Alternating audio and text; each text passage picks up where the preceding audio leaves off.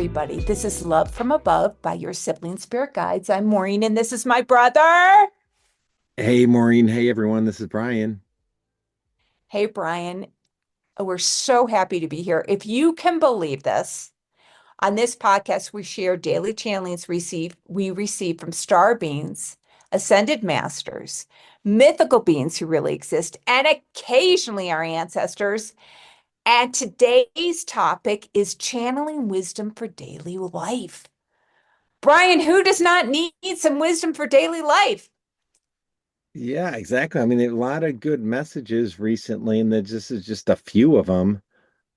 So yeah, looking forward to this one. Yeah, and you know what I like about this podcast that Brian so carefully curated is it's so positive. Who doesn't want, Brian and I are always about positive news. And so I'll kick us off with topic one, which is breaking free from one's routine. Brian, we grew up in a house with our father was so set in his routines, and I do love a routine. How about you? Yeah, similar. I do have my routines too. So this was sort of tough for me. Okay, so they come forth and say, we come forth though you realize not the significance of our loving presence. We shower you with loving attention. The cradle of our arms suspends you from any and all harm. We are likened to angelic forces. However, our purpose is greater than the care of the singular individual. We work with groups to elevate their positions and knowledge of what shall come forth. O humankind, you fail to see the significance of the changes before you. What has gone before shall recycle once again, but in a manner in which you cannot presently fathom. Like the venturer who puts one foot forth, knowing the pull of the draw to climb that mountain, to ride that wave, to try a new recipe, something new. In this way, it is good to become accustomed to breaking free from one's routine. This allows the ability to break through the world which entraps you and dulls you into your senses, dulling your senses. I'm going to stop there. That is so true. I think we love our routines because they do kind of dull our dull our senses. And I know for me, like traveling always and being in a new place, like it does force you into being more perceptive, more awake, more alive in a different way. Does that make sense? Yeah, and I can see that. I mean, just routine, everything does, you can see sort of becomes dull. And so if you just mix things up and try things new. I think that's, that's what they are trying to get us to do. But I'll go on. It says, it is the awakened one who can seize the opportunity and take the higher path. We shall attempt to create a greater understanding within Maureen's mind. So then they search for an analogy, and it says the mountain is often used in your text and lore, the climbing as the ascent to achieve a greater goal, surmounting and fracturing obstacles. However, we would say the mountain is an illusion. The obstacles you create are easily pushed aside with the elevation of one's own life skills. If life were viewed not as a mountain, but as a singular plane, which loops to provide you with optimal understanding of your life experiences, for nothing happens without regulated purpose to elevate the soul's incendiary flame. So I like that. They say our obstacles can be that we create ourselves are easily pushed aside with the elevation of one's own life skills. So I'm all for pushing aside obstacles. How about you, Maureen? Yeah, yeah. And it is a reminder, like right now I'm in Cusco, Peru, and honestly, I've been eating at the same restaurant every day.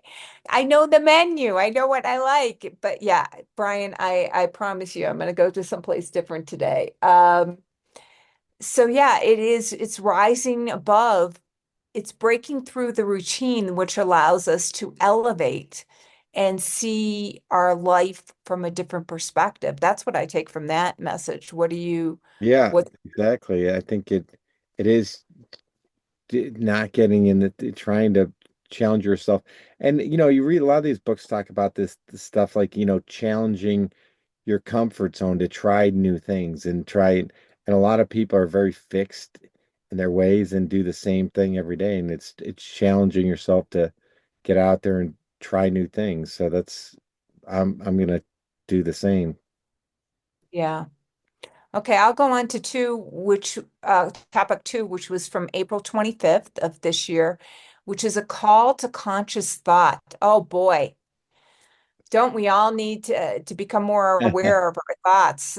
Right. They said, we come near as you retire for the general repose required by the natural human body. Okay, I got to stop there. That means they've come as I'm about to go to sleep. They said, how can we help humankind? We ponder this in question, indeed worry about the favored outcomes which we wish to accrue. If you could see, as we do, there are many options available. The best require pruning of initial thought outlays. You ponder our deeper meaning. As you watch your thoughts trail throughout the day, you have the opportunity to curb the baser emotions. We wish for humans to become aware of their unknown words, unknown thought patterns. These are driving the buggy forward in ways they cannot surmise. It's as if you were to turn your car keys over to a drunk and raving lunatic. The ever-present thought processes should be carefully monitored. So yeah, I got a message like that years ago. I can't remember how I got that message, but they said that if I went through the day without being the observer of my thoughts and without, being aware of my thoughts, it would be like turning over my life to, you know, a, a toddler. You know what I mean? You wouldn't let your toddler play with matches or make a life decision for you, or, do you know what I mean? So it's the same thing. It's like turning your car keys over to a raving lunatic. That's such a great analogy. Yeah, it totally makes sense. And I like what they go on to say is like, because I know a lot of people do this, yeah, that I work with even, they have so it says say you have a television station and it rants and raves and gets you going, turns your ire towards one person or another. If and there's a lot of going on these days, which Maureen and I are not involved in, but I know just it seems like there's a lot of that, especially in the United States. If you had that station on in the background while you did your work, as many people do in many nations, the content of that program would affect your days though you may not be aware of the words spoken. The same is true for the quality of the thoughts of the mind. We realize that humans have little understanding of the greater capacity of their untapped reserves. This is the first step towards walking, running as an engaged population with the ever-present galactic forces. So yeah, I mean, it is important what you put, into your world and what you listen to. Um, and I know both of us are very careful about not looking at, stuff that is, negative or, news related, things like that. So we try and stay positive, but it's not easy. So Yeah, but you're right. It is ubiquitous, and especially in the United States. Like, you go to a doctor's appointment, a dentist appointment, they'll just have the TV on, and this is a message that has definitely been consistent in the years that we've been doing this. I mean, again, we could do we could do a lot of podcasts just reviewing all this information. with regards to the television. And remember, I think it was maybe a year ago, they told me the place where I most often see the television is in the gym. And they're like, don't, if it's on the news, like, change it. And so now I do. If I'm in a hotel gym and it's on the news, I'll, dial 9 and tell them to come up and change the channel and put it on sports. Um, but it's amazing. And you can feel the difference. They're right. Like even if I'm in a foreign country and it's, if it's in, a different language, you can feel the energy of it. It doesn't, you don't have to understand it. You can feel it, right? Yeah, I'd say definitely that's very true. Yeah. So topic 3 is stillness and human existence. And this was from April 24th. They said there are those who wish to discuss matters on high.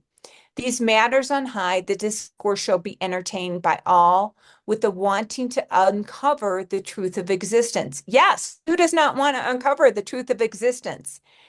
Humankind suffers from the totality of being, where days are likened to the circular rodent wheel which constantly spins. Okay, Brian, I got to stop there. What do you think about that? I know. I love the I know the analogy of us on a rodent wheel. I mean, it's sort of true. You can see um a lot of humans living it try, it seems like that's relevant to what people think of their day, so hopefully it's not the case for us, but I mean that I can definitely see that is a good analogy for a lot of people's existence these days. Don't you agree? Well, one of the gifts that I think that comes with age is you can definitely see that there's circular patterns. And I think when these circular patterns, when you have the ability to see them, it's ability to rise above, to respond in a different manner. But yeah, the rodent wheel is kind of gives me pause.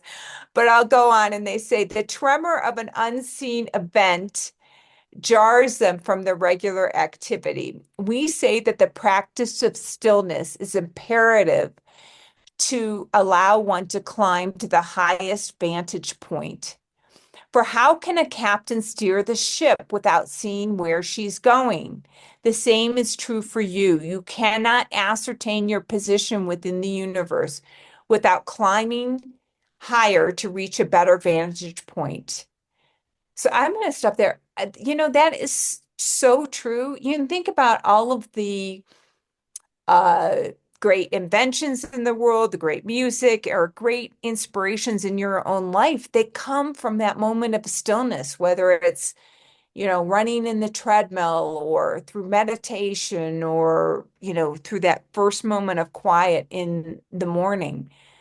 Um, don't you agree, brother? Yeah, I I think that is true, and I think I think I used to be the same way where I never had a moment of stillness. I was always, had some I was listening to something, their podcast or music and the whole day was, filled with always listening to something and not, having those moments of stillness. Now I do, incorporate those into my day, but I know that there's a lot of people that don't do that. So I think that it's really important to do that. I also like they have another good analogy. So they said the stillness requires dedication, which frustrates many humankind, which um I know a lot of people I talk to and then they say, "Oh, I can't meditate. I can't do the stillness." And you know, um you could start out with guided meditations if that's the case, I always think. But then it says, do you allow your toddlers to give up when they do not know how to grasp a pencil or a crayon? No, you gently massage their fingers, placing them in the proper position. The same is true for you, finding the balance in thoughtless realms where you can drift and merge with those that serve you daily.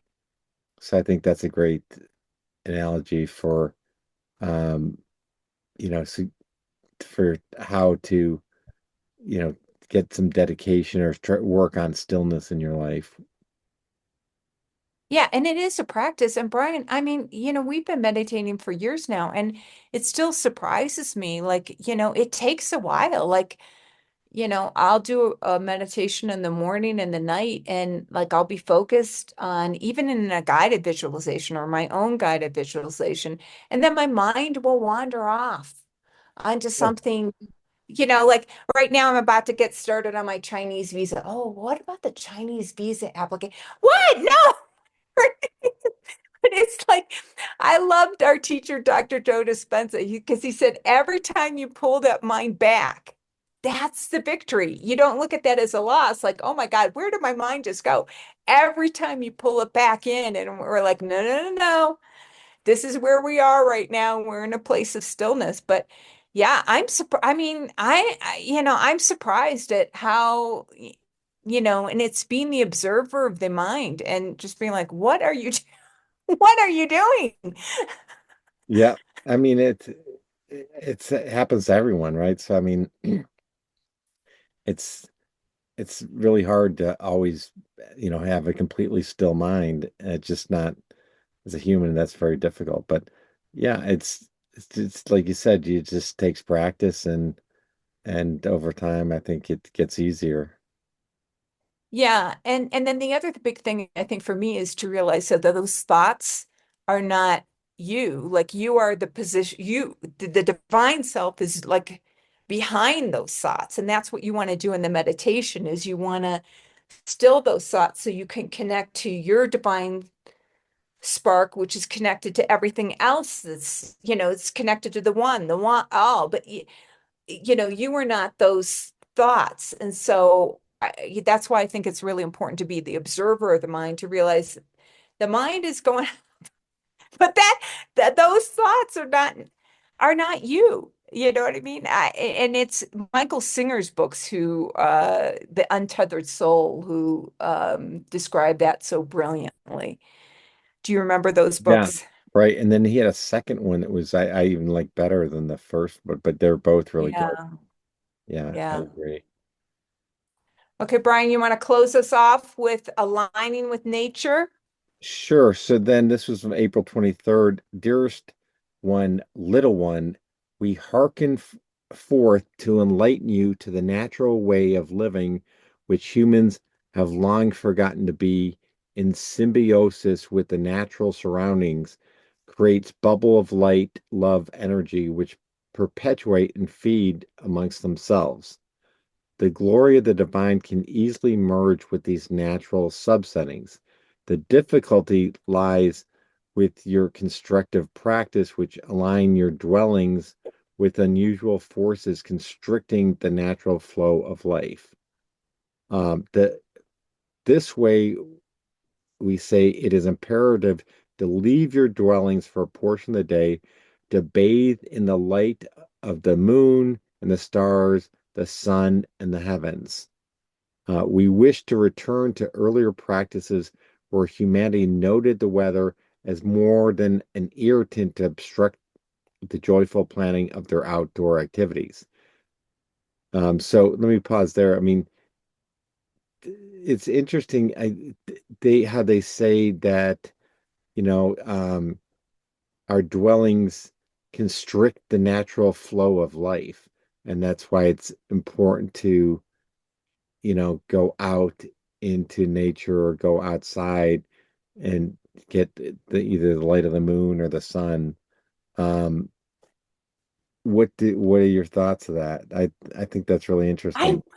I read a book and I can't tell you what it was years and years ago. And it was saying that how buildings should really be constructed would be more like a yurt, circular, because energy runs in spirals and circles. And that our box, like our rectangular shaped buildings, are, block the flow of these energies because the energies naturally flow in a circle.